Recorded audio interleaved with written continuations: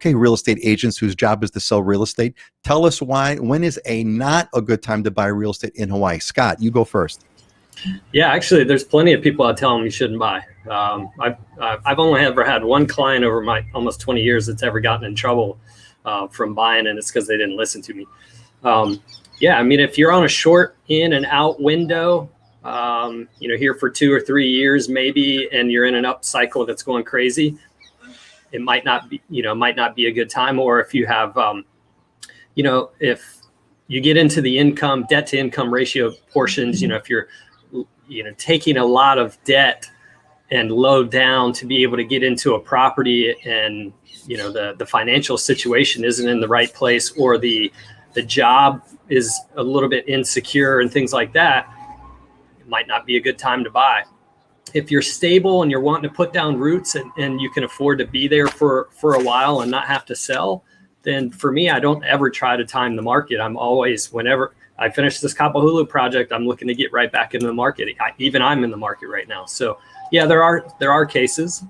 There's definitely times, and there's been plenty of people I've told them when we've analyzed their situation, you shouldn't buy. I don't recommend it. This is highly risky.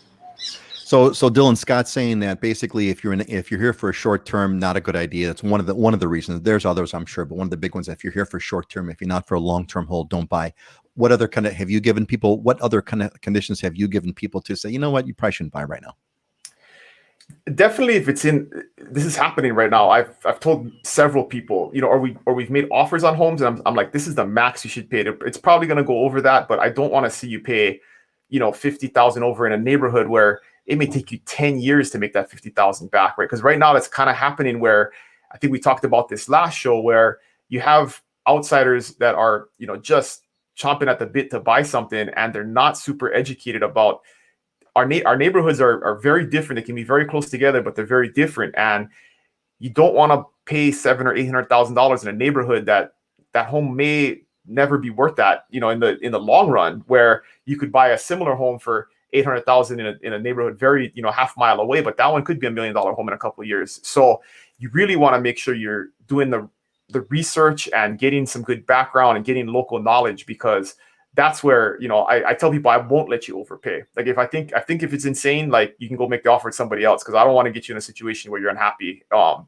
years from now or 10 years from now, because that doesn't do anything long run for my business. So, Michael, if that's not a squared up set of answers, I don't know what is. Guys, that was great, excellent. That was really, really fantastic. And I use and the conventional wisdom doesn't always work, but I've been telling people, I use myself an example. You got to take your own advice, right?